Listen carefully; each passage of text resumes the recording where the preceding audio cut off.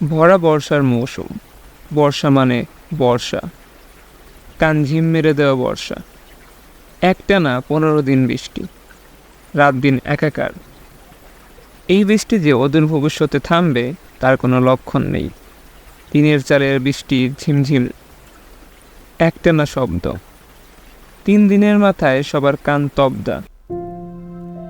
আমি তখন half pant পরা টিনটিনে বালক, লম্বা সরু সরু পা। সেই পা দেখে আমার নানি প্রায় শ্লোক বলেন, বাঁশের কঞ্চা হইয়ে গেল ধৈঞ্চা, ধৈঞ্চা দিয়া বড়ই পারি, পরে পরে না বড়ই দাড়িচারি।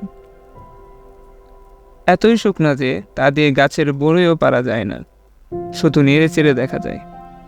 শার্টের কলারের পাশ দিয়ে আমার কণ্ঠার হাড় দেখা যায়। সেই উঁচু কণ্ঠার হাড়ের ফাঁকে নাকি আতসের চাল ধরে। আমার কাজ হলো টেনে টেনে সেই উঁচু কণ্ঠার হাড় শার্টের কলার দিয়ে ঢেকে রাখা, আর সুযোগ পেলেই বড় চাচাদের ঘরে ঢুকে পড়া। ঘরে ঢুকে জানালার ফাঁক দিয়ে আমি আমার 3টে লম্বা পাজোড়া বের করে দিই।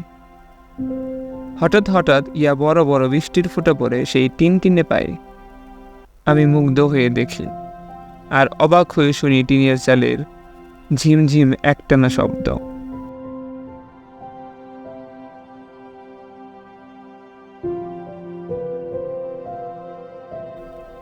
আমাদের বাড়িতে 2টো ঘর, আমাদের আর বড় চাচাদের। বড় চাচাদের ঘরখানা টিনের। এই ঘর শফিক ভাই করে দিয়েছেন। শফিক ভাই বড় চাচার ছেলে, ঢাকায় চাকরি করেন। বছরে 1-2বার আসেন, শেষ বছর আসেনি। শফিক ভাইয়ের বউ গ্রামের কাদা জল সহ্য করতে পারেন না। তাদের একটা ছেলেও আছে, ছেলের নাম বোধন, বছর 3 বয়স। এবার নাকি শফিক ভাইয়ের বউ গ্রামের বর্ষা দেখতে চেয়েছেন। খবর শোনার পর থেকে বড় চাচির আর বিরাম নেই। সকাল সন্ধ্যা তুমুল আয়োজন। নারকেলের চিড়ে করেন, নানা রকম পিঠে, বড় পাতিল ভর্তি পানি দেওয়া জিওল মাছ, শৈল, শিং, কই, ফুল তোলা প্লেট, গ্লাস, বাটি, বিছানার চাদর। চাচির সাথে সাথে সমান তালে ছোটে রুবিবু শফিক ভাইয়ের ছোট বোন, আমার চেয়ে বছর 5 বড়। তবু তার সঙ্গে আমার রোজ ঝগড়া হয়। রবিবুর বেনি করা চুলের ভেতর আমি কাকরোলের খোসা গজে দিই। রবিবু রেগে মেগে আমাকে তাড়া করে, কিন্তু টিনটিনে আমি হাওয়ার আগেই ছুটি। রবিবুর সাধ্য কি ছয়। রবিবু অবশ্য আমাকে এমনি এমনি ছেড়ে দেয় না। সেবার বড় চাচাদের ঘরে হঠাৎ ঘুমিয়ে পড়েছি। ঘুম থেকে উঠে ঘরে আসতেই মারে মা করে তেড়ে আসলেন। আমি তো অবাক। হয়েছে কি? মা আমাকে টেনে নিয়ে তার হাতের তালুতে আটকানো ছোট আয়নাখানায় মুখ দেখতে দিলেন। আমি হতভম্ব। ঘুমের মধ্যে রবিবু আমার অর্ধেক মাথা কামিয়ে ন্যাড়া করে দিয়েছে। সেই রবিবু শফিক ভাই আসবে শুনে হরিণীর মতো ছুটছে। 2টো ধবধবে সাদা বালিশের কভারও বানিয়ে ফেলেছে। সেই কভারে লাল সবুজ সুতোয় লেখা সুইট ড্রিম। আর শফিক ভাইয়ের ছোট্ট ছেলেটার জন্য কি সুন্দর টুকটুকে লাল ছোট্ট একটা বালিশের কভার, তার উপর কাছে হাতে লেখা বোধ বাবা। রবিবু বোধনের দিতে ভুলে গেছে, বোধন হয়ে গেছে বোধ। বড় ছোটদের ঘরখানা চৌচালা, সামনে পেছনে খোলা বারান্দা। সেই বারান্দায় এখন বড় চাচার হাঁস মুরগি ছাগল আর কালো একটা গাই থাকে, কুচকুচে কালো গাই। গায়ের নাম কালু। কালুর পেট ফুলে ঢোল। আজকালের মধ্যেই বিয়ে কালু। বড় চাচা মানত করেছেন, একটা বকনা বছর হলে ময়দানের মসজিদে 2খানা ডাব আর 4 সের দুধ দিয়ে আসবেন। চাচি 2 রাকাত নফল নামাজও মানত করেছেন। এবারের বর্ষায় মুরগির খোপ আর গোয়ালঘর ভিজে চুপচুপ হয়ে গেছে। বড় চাচা তাই সবগুলোকে বারান্দায় তুলে এনেছেন। গায়ের চারপাশে যত্ন করে শুকনো খড় বিছিয়ে দিয়েছেন, ভেজা স্যাঁতসেঁতে মাটি যাতে গায়েটাকে ছুঁতে না পারে। আমাদের ঘরখানা ছনের। একটানা 2 দিন বৃষ্টি হলে আর রক্ষে নেই। শুকনো ছনের আর ভেঙে যায়। বৃষ্টির পানি চুইয়ে পড়ে এখানে সেখানে। প্রথম সেই জায়গাগুলোতে থালাবাটি পাতেন মা। তার 2 দিন পরে গামলা। একসময় গামলাতেও আর কাজ হয় না। বৃষ্টিতে ভেঙে পড়ে ছনের চাল, বাঁশের বেড়া। কেবল আমার বাবা ভেঙে পড়েন না, তিনি সেই ভাঙা ছনের চাল বৃষ্টিতে ভিজে ভিজে আবার জোড়া লাগান। সাথে জোড়া লাগান প্লাস্টিকের বস্তা, রিলিফের টিন। আমার ঘরে মন বসে না। স্যাঁতস্যাঁতে ভেজা ঘর, ঘরের মেঝেতে উঁকি দেয় বিশাল কেঁচো, ভাতের প্লেটের ভেতর লাফিয়ে পড়ে ব্যাঙ আর শোলা। আমি তাই ছটপট করি বড় চাচাদের খটখটে শুকনা ঘরে যেতে। মাথার উপর চকচকে টিনের চাল, সেই চালে ঝিমঝিম বৃষ্টির শব্দ। সেই শব্দে আমার কান তবদা দেয় না। আমি মুগ্ধ হয়ে বৃষ্টির শব্দ শুনি, সাথে শুনি বড় চাচার পুঁথিপাঠ আর অদ্ভুত সব গল্প। সেই গল্প পাতার, পাখির, প্রাণের, জীবনের। বড় চাচা প্রাণের মানুষ, অবলা প্রাণের। গাছ, পাখি, পশু তার প্রমাণ। রাস্তায় যে নিরিকুত্তাটা সকাল সন্ধ্যা তার স্বরে ঘেউ ঘেউ করে, বড় চাচার পায়ের শব্দে সেও কুই কুই স্বরে মাথা নিচু করে দৌড়ে আসে। তারপর বাধ্য ছেলের মতো গুটিসুটি পায়ে তার পিছু পিছু হেঁটে যায়। বড় চাচা প্রতি সন্ধ্যায় পুকুর পাড়ে জামতলায় বসে থাকেন। দশাশয়ী শরীরের কালো গায়েটা দড়ি ছিঁড়ে তেড়ে ফুরে এসে বড় চাচার পাশে মাটিতে আতশোয়া হয়ে বসে। তারপর মাথাটা এলিয়ে দেয় তার কোলে।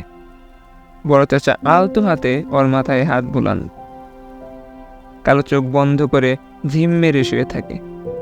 বড় চাচার শক্ত হাত বিলি কেটে দেয় ওর শরীরের কালো চকচকে রেশমের লোমে। হাতখানা খানিক থামতেই কালোর মাথা নড়ে ওঠে। আলতো ঢোস মারে সে বড় চাচার কোলে।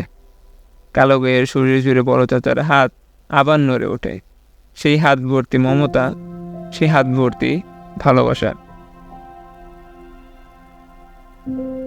বৃষ্টিটা কমে এসেছে, কিন্তু দক্ষিণা বাতাসে হু হু করে বাড়ছে নদীর পানি।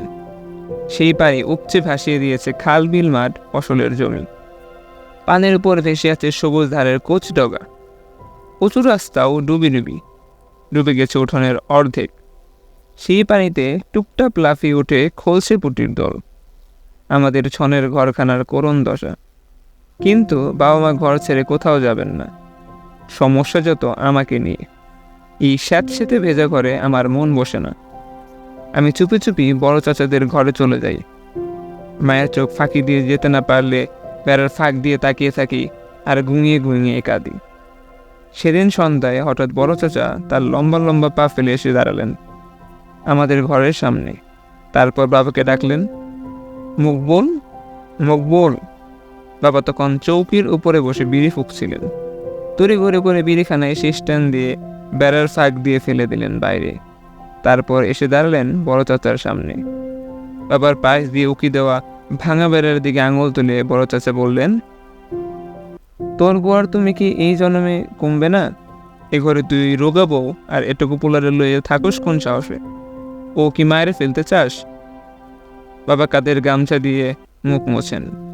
তারপর ভাঙা বেড়ার দিকে মাথা ঘুরিয়ে তাকান, আবার মুখ ফেরান, কিন্তু কিছু বলেন না, চুপ করে থাকেন। কি কথা কস না কেন? কিছু একটা ক। এমনি মুখে কুলো পাইটা কয়দিন থাকবি? বাবা এবারও চুপ করে থাকেন, কথা বলেন না। পায়ে বড় আঙুল দিয়ে মাটিতে অর্ধবৃত্ত আঁকতে থাকেন। বড় চাচার যেন এবার বাদ ভাঙে। তিনি চেঁচান, জীবনে কোনোদিন একটা কথা শুনস নাই? যেটা কইছি এইটার উল্টাটা করছস, এর জন্যই তো আজ এই দুর্দশা। একটু থামেন বড় চাচা। তারপর বাবার হাত ধরে টেনে নিয়ে যান বড় চাচার কালো গাইটার সামনে। দেখ গাইডারে দেখ। বড় চাচা কালোর পেটে হাত বুলান। পেটের আকার বিশাল। আজকালের মধ্যে বিয়ে হবে কালো। এ একটা গাই, অবলা প্রাণী। এই প্রাণীটা আমারে কোনোদিন ঠকাই নাই। বড় চাচা থামেন, থুক করে একদল থুতু ফেলেন ভেজা মাটিতে। তারপর ঘুরে দাঁড়ান। অবলা এই প্রাণীগুলো কাউরে ঠকায় না, ওরা সব বুঝে, সব। বড় চাচা আমার দিকে হাত তুলে দেখিয়ে বলেন, বাবা যখন মারা যায় ওই অর্সে একটু বড় আছিলাম আমি। এক ফোঁটা জমি জিরাতো আসিল না, একবেলা খাওয়ানো আসিল না। তুই তখন মার পেটে। বড় মামায় আমার একটা লাল বাছুর দিয়ে কইছিল, এটা হইল লক্ষ্মী, এই লক্ষ্মী দেখে হইনে রাখিস। আমি আমার সারা জীবন তোর কথা অক্ষরে অক্ষরে পালন করছি। এই বাছুর থেকে আমার কতগুলা গাই বাছুর যে হইছে, তোর এত কইরে কইরাম আথালের গাইটা বেচিস না। ঘরের লক্ষ্মী তুই গাভিন গাইরা টাকা লোভে হারু কষাইয়ের কাছে বেচলি। কেমনে বেচলি? হারু কষাই তো মানুষ না, ও আসলে একটা কষাই। কিনে নিয়ে গাভিন গাইরে ঠিক মতো যত্নার্থে করে নাই, রাখছে ভিজা চুপচুপ করে। একটার পর একটা রোগ হয়েছে গাইডার। শেষমেশ গাইডা যদি মরে যায়, এই ডরে কাউরে কিছু না জানে গাইডারে জবাই দেয়া গঞ্জে বস্তু বেসছে। গাভিন গাইডার প্যাডের মধ্যে আরেকটা জানা ছিল। অবলা গাইডা কোনো কথা কইতে পারে নাই। আল্লাহ ও আল্লাহ। বড় চাচার মুখ শক্ত হয়ে আসে, হাতের আঙুল মুঠো পাকিয়ে যায়, পাথরের মতো শক্ত চোখেও জল ছলছল করে। আল্লাহ কেমনে সইব? আল্লাহ তুমি মাফ করো ইয়া মাবুদ। বাবা এখনো চুপ করে আছেন, পায়ের গোড়ালিতে ভর দিয়ে ভেজে মাটিতে বড় আঙুল দিয়ে অর্ধবৃত্ত আঁকতেই থাকেন। বড় চাচা এক পা সামনে গিয়ে বাবার একদম মুখোমুখি দাঁড়ান। তারপর আবার বলেন, তুই এই ঘরে থাকবি থাক, তোর বউডারে এই কেদা বৃষ্টিতে মারবি মার, কিন্তু আনো এই বংশের রক্ত, ওরা আমি এই ভেজা করে এই বৃষ্টি বাদলায় থাকতে দিন। বড় চাচাকে আমি পছন্দ করি, খুব পছন্দ করি, কিন্তু বাবাকে যখন বড় চাচা বকেন তখন আমার খারাপ লাগে। বড় চাচাকে মনে হচ্ছিল একটা খারাপ মানুষ, আর বাবা কি অসহায় মুখ করে দাঁড়িয়েছিলেন। কিন্তু বড় চাচা যখন বললেন যে তিনি চান না আমি এই ঘরে থাকি, তখন মুহূর্তে আমার মনে হলো জগতের বড় চাচার মতো ভালো মানুষ আর একটাও নেই। যত ইচ্ছে বকুক বাবাকে, বাবা তো আমাকে ওই ঘরে যেতেই দিতে চায় না, মাও না। কিন্তু আমাদের দুজনকেই অবাক করে দিয়ে বাবা আমার দিকে তাকিয়ে মিনমিন স্বরে বললেন, আনু, তোর বালিশার জামা কাপড় লইয়া ওই ঘরে যা, ব্যবসাকালের কয়টা দিন ওই ঘরেই থাক। আমি আর বড় চাচা দুজনে অবাক চোখে তাকিয়ে থাকি। বড় চাচা আমাকে আর কিছু বলেন না, তিনি আমার দিকে তাকান, তারপর দরজার সামনে দড়িতে শুকাতে দেওয়া আমার কোচকানো হাফ প্যান্ট আর শার্টখানা আমার দিকে ছুঁড়ে দিতে দিতে বলেন, নে জামা কাপড় পরিরা লই আয়, কাল বেন পড়তে হইব, তোর শফিক ভাই আইব টাকার তন, নাও লয়ে হেরে গঞ্জে আনতে যাওয়ান লাগবো, তুই যাবি আমার লগে। বড় চাচা কথাগুলো আমাকে বললেও উদ্দেশ্য ছিল মূলত বাবা, কিন্তু বাবা কোনো উত্তর দেন না। তিনি গভীর মনোযোগে বড় আঙুল দিয়ে ভেজা মাটিতে অর্ধবৃত্ত আঁকতেই থাকেন।